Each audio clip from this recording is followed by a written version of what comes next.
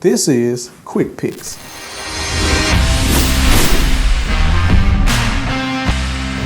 What's up, everybody? This is Alvin from Code Photography. I'd like to welcome everybody to another episode of the Code Production House. Today, we're doing QuickPix. So we're going to be picking from 3 sports, 3 schools, 3 players.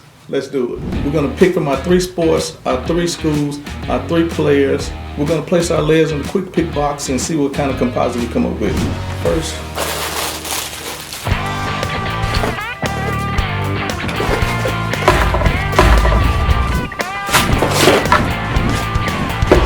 okay, so here we go. We got 3 schools, 3 sports, 3 players.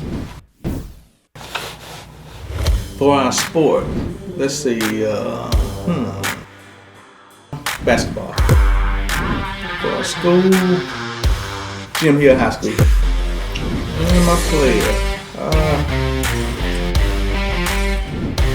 What is QuickPix? Well, I'm glad you asked. This is when we pick from a number of extracted Photoshop layers and place them in the QuickPix box to create an amazing quick composite.